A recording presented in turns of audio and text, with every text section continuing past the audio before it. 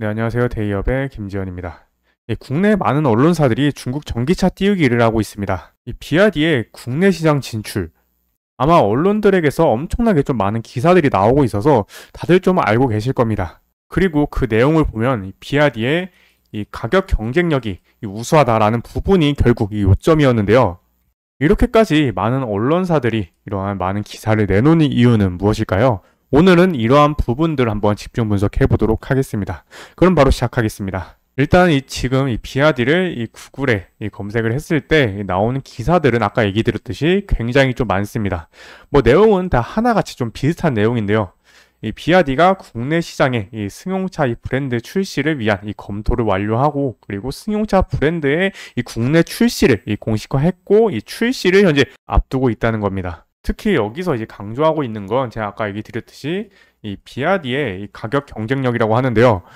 이 저가형 대중 모델을 내놓을 것으로 현재 보여서 이 국내의 현대차나 그리고 이 기아의 주력 전기차와의 타겟 고객층이 겹친다면서 이 가격 경쟁력을 내세워서 시장 판도를 현재 바뀔 수 있다라는 기사까지 조금 찾아볼 수가 있었습니다. 이렇게 보면 현재 중국 전기차는 굉장히 좀 싸다, 가격 경쟁력이 있다, 국내의 기업들은 위험하다, 이런 식으로 중국 전기차는 굉장히 싸서 국내 기업의 점유율을 뺄 수 있다라고 좀 해석이 될 수 있었는데요. 현재 이런 식으로 지금 많은 기사들이 여론을 몰고 가고 있는 겁니다. 특히 그 중에서 제가 좀 제목이 좀 자극적인 기사를 좀 찾아왔는데요.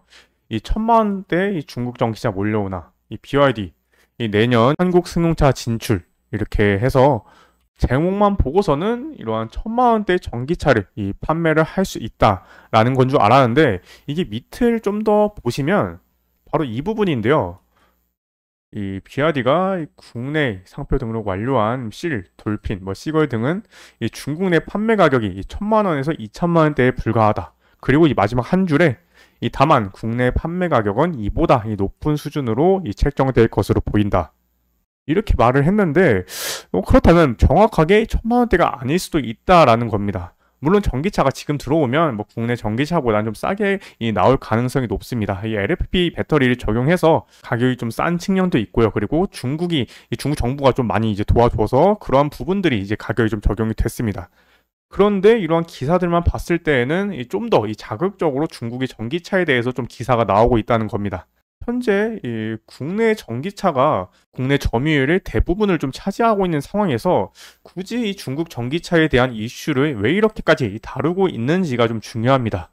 왜 국내 언론들은 국내 기업도 아닌 중국 기업에게 이렇게 좀 많은 기사를 내놓고 있는 걸까요? 현재 중국의 전기차 기업들은 미국에게 100% 관세를 맞았고, 그리고 EU에게는 최근에 최대 관세 45%를 맞았고, 그리고 캐나다에는 100% 관세를 언제 확정을 당한 상황입니다. 특히나 비아디는 7월부터 캐나다 진출을 현재 공식적으로 확인을 했었는데, 유럽과 라틴 아메리카에서 시작을 해서 중동 그리고 캐나다 등에까지 확대를 할 예정이었습니다. 그런데 EU가 지금 관세를 매겼고, 그리고 캐나다도 관세를 매기면서 이와 같은 관세 조치로 기업의 방향을 현재 바꾼 거죠. 그래서 규제를 걸지 않고 있었던 우리나라로 들어오려고 하는 겁니다. 따라서 규제를 많이 받고 있는 지금 국내 시장 진입이 굉장히 중요했다는 거죠. 그래서 한국에 안정적으로 정착하기 위해서 결국에는 이러한 여론몰이를 하고 있을 가능성이 굉장히 높다는 겁니다. 이건 반드시 좀 조심할 필요가 있는데요. 중국이 유럽 전기차 시장에 진출을 하고 나서 작년 8월까지의 결과로 중국 전기차 시장 점유율은 11.7%까지 상승하는 모습을 보여주었습니다. 2020년에 4.1%였는데 2배 이상 오르는, 거의 한 3배네요. 거의 3배까지 오르는 수치를 현재 기록을 하고 있었다는 거죠. 그래서 그 영향이 유럽 국내 기업들에게도 크게 좀 다가오면서 EU가 중국 전기차에 대한 관세를 부과하게 된 겁니다.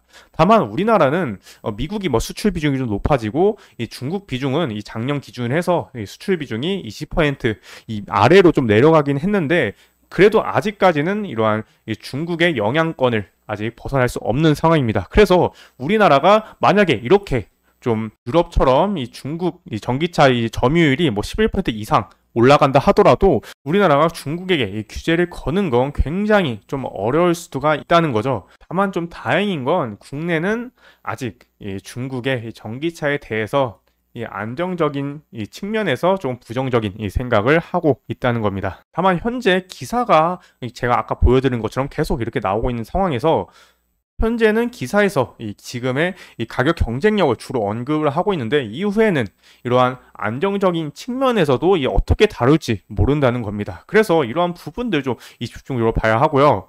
지금 이 비아디는 최종적으로 인증 절차가 이 마무리가 되면 이 국내 판매 가격과 이 보조금 등이 확정될 것으로 이 전망이 된다고 하는데 이러한 부분들 앞으로 어떻게 될지가 이 중요하다고 할 수 있습니다. 이 비아디를 시작으로 이후에는 만약에 이 비아디가 성공적으로 이제 진입을 하게 된다면 그 이후에 이러한 지리그룹의 이 전기차 등등 이 중국 전기차가 계속해서 좀 들어올 걸로 지금 예상이 되기 때문이죠. 따라서 이 기사에 따른 여론몰이에 조심하시고 이러한 부분들 꼭 인지해 주셔야 한다고 현재 생각을 하고 있습니다. 따라서 현재 국내 언론들의 이 중국 전기차 띄우기 이런 기사에 현혹되지 않으셨으면 좋겠습니다. 따라서 앞으로도 이러한 이슈들 계속 추적 분석해서 올바른 정보 전달해 드릴 수 있도록 계속해서 노력하도록 하겠습니다. 오늘도 시청해 주셔서 감사합니다.